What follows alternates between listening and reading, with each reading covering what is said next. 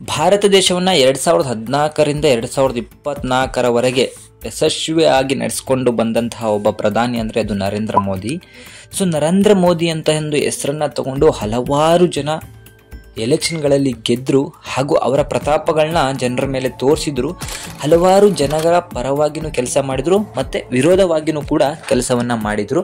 ಆದರೆ ಅದಕ್ಕೆ ಮೂಲ ಹೆಸರನ್ನು ತಂದಿದ್ದು ಪ್ರಧಾನಿ ನರೇಂದ್ರ ಮೋದಿದು. ನರೇಂದ್ರ ಮೋದಿ ಅಧಿಕಾರಕ್ಕೆ ಬಂದ ನಂತರ ಒಂದು ಪ್ರಬಲವಾದಂತಹ ವಿರೋಧ ಪಕ್ಷ ಕೂಡ ಹುಟ್ಕೊಳ್ಳಿಲ್ಲ. ಒಂದು ಸರ್ವಾಧಿಕಾರನೇ ಅಂತಲೇ ಹೇಳ್ಬೋದು. ಅವರು ಏನನ್ನ ಡಿಸಿಷನ್ ಮಾಡ್ತಾರೆ ಅದೇ ಡಿಸಿಷನ್ ಓಕೆ ಆಗ್ತಾ ಇತ್ತು. ವಿರೋಧ ಪಕ್ಷ ಆಗಿರ್ಬೋದು ಅಥವಾ ಇನ್ಯಾವುದೇ ಪಕ್ಷ ಆಗಿರ್ಬೋದು ಅದರ ವಿರುದ್ಧ ಮಾತನಾಡುವಂತಹ ಒಂದು ಗಟ್ಸ್ ಕೂಡ ಇರಲಿಲ್ಲ. ಮೋದಿ ಅವರು ಹೋಗ್ತಿದ್ದಂತಹ ಧಾಟಿಯನ್ನು ನೋಡಿದರೆ ಅವರನ್ನು ಸ್ಟಾಪ್ ಮಾಡುವಂತಹ ಕೆಲಸ ಯಾರ ಕೈಲೂ ಕೂಡ ಸಾಧ್ಯ ಇರಲಿಲ್ಲ. ಆ ಧಾಟಿಯಲ್ಲಿ ಹೋಗ್ತಾ ಇದ್ರು. ಆದರೆ ಇಂತಹ ಒಂದು ಘಟಾನುಘಟಿ ವ್ಯಕ್ತಿಗೆ ಹಾಗೂ ಇಂತಹ ಒಂದು ಘಟಾನುಘಟಿ ಒಂದು BJP ಅನ್ನೋ ಒಂದು ಪಕ್ಷಕ್ಕೆ ಒಂದು ಫುಲ್ ಸ್ಟಾಪನ್ನು ಇಟ್ಟಿದ್ದು ಅಥವಾ ನಡುಕವನ್ನು ಹುಟ್ಟಿಸಿದ್ದು ಒಬ್ಬ ಯೂಟ್ಯೂಬರ್ ಧ್ರುವ ರಾಠಿ. ಹೌದು, ಮೂಲತಃ ಇಂಡಿಯಾದವರಾದಂತಹ ಧ್ರುವ ರಾಠಿ ಅವರು ಈಗ ವಿದೇಶದಲ್ಲಿ ನೆಲೆಸಿದ್ದಾರೆ. ಇವರು ಭಾರತದ ಅತ್ಯಂತ ದೊಡ್ಡ ಯೂಟ್ಯೂಬರ್ ಅಂತಲೇ ಹೇಳ್ಬೋದು. ಇವರ ವಿಡಿಯೋಗಳು ಒಂದೇ ಒಂದು ಗಂಟೆಯಲ್ಲಿ ಲಕ್ಷಾಂತರ ವ್ಯೂಸನ್ನು ಪಡ್ಕೊಳ್ತದೆ. 50 ಲಕ್ಷಕ್ಕೂ ಅಧಿಕ ವ್ಯೂಸನ್ನು ಪಡ್ಕೊಳ್ತದೆ. ಇವರ ಪ್ರತಿಯೊಂದು ವಿಡಿಯೋನು ಕೋಟ್ಯಾಂತರ ಜನ ನೋಡ್ತಾರೆ. ಈ ಬಾರಿ ನರೇಂದ್ರ ಮೋದಿಯವರ ಸರ್ಕಾರ ಬಹುಮತದಿಂದ ಸಂಪೂರ್ಣ ಕೆಳಗೆ ಇಳಿದ್ಬಿಡ್ತು. ಅದಕ್ಕೆ ಮೂಲ ಕಾರಣ ಅಂತ ಹೇಳಿದರೆ ಧ್ರುವ ರಾಠಿ ಅಂತ ಹೇಳ್ಬೋದು. ಯಾವುದೇ ವಿರೋಧ ಪಕ್ಷ ಆಗಿರ್ಬೋದು, ಕಾಂಗ್ರೆಸ್ಸು ಅಥವಾ ಇಂಡಿಯಾ ಅನ್ನೋ ಒಂದು ಒಕ್ಕೂಟ ಏನಿತ್ತು ಅದು ಕೂಡ ನರೇಂದ್ರ ಮೋದಿಯವರನ್ನ ಹೆದರಿಸಲಿಕ್ಕೆ ತೀರಾ ಕಡಿಮೆ ಪ್ರಯತ್ನವನ್ನು ಮಾಡಿತು. ಆದರೆ ಧ್ರುವ ರಾಠಿ ಅನ್ನೋ ಒಂದು ವ್ಯಕ್ತಿ ಭಾರತದ ಮೂಲೆ ಮೂಲೆಗೂ ನರೇಂದ್ರ ಮೋದಿ ಹಾಗೂ NDA ಸರ್ಕಾರದ ಭ್ರಷ್ಟಾಚಾರಗಳನ್ನ ತೆರೆದಿಟ್ಟು ಇವತ್ತು ಆ ಒಂದು ಪಕ್ಷಕ್ಕೆ ಬಹುಮತ ಬರದೇ ಇರೋ ಹಾಗೆ ತಡೆದಿದ್ದಾರೆ. ಆ ವ್ಯಕ್ತಿಯಿಂದ ಭಾರತ ದೇಶದ ಒಂದು ರಾಜಕೀಯವೇ ಬದಲಾವಣೆ ಆಯಿತು. ಆ ವ್ಯಕ್ತಿ ಸಂಗ್ರಹಿಸಿದಂತಹ ಒಂದು ಇನ್ಫಾರ್ಮೇಷನ್ ಇದೆಯಲ್ಲ ಅದು ಭಾರತದ ಜನರಿಗೆ ಶಾಕಿಂಗ್ ಆಗಿತ್ತು. ಯಾಕಂದರೆ ನರೇಂದ್ರ ಮೋದಿಯನ್ನು ನಂಬಿದಂತಹ ಜನಗಳಿಗೆ ಅವರು ಮಾಡಿದಂತಹ ಒಂದು ಮೋಸ ಆಗಿರ್ಬೋದು ಅಥವಾ ಭ್ರಷ್ಟಾಚಾರ ಆಗಿರ್ಬೋದು ಒಂದೊಂದಾಗೆ ತೆರೆದಿಟ್ಟರು.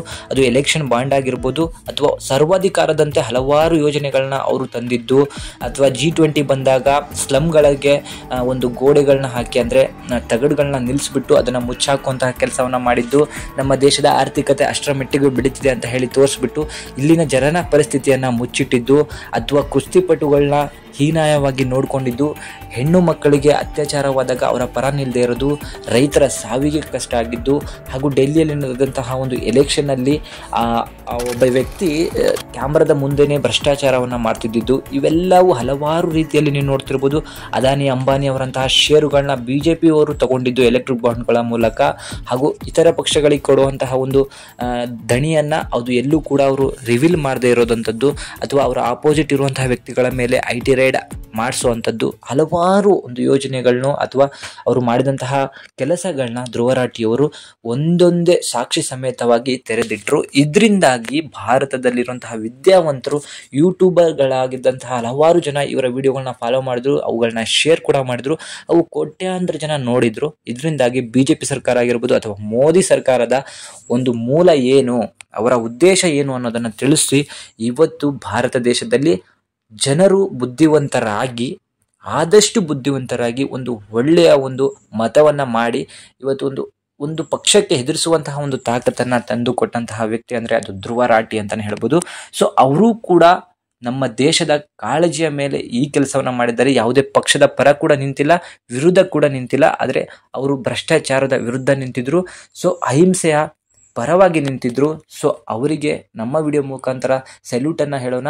ಯಾರು ಸರ್ವಾಧಿಕಾರ ಮಾಡಲಿಕ್ಕೆ ಹೊರಟಿದ್ರೋ ಅವರಿಗೊಂದು ಫುಲ್ ಸ್ಟಾಪನ್ನು ಕೊಟ್ಟು ಭಾರತ ದೇಶದಲ್ಲಿರುವಂತಹ ಜನರು ಬುದ್ಧಿವಂತರು ಅಂತ ಹೇಳಿಕೊಟ್ಟಿದ್ದಂತಹ ಧ್ರುವ ರಾಠಿಗೆ ನಮ್ಮ ವಿಡಿಯೋ ಕಡೆಯಿಂದನೂ ಕೂಡ ಕೋಟ್ಯಾಂತರ ಸಲಾಂಗಳು.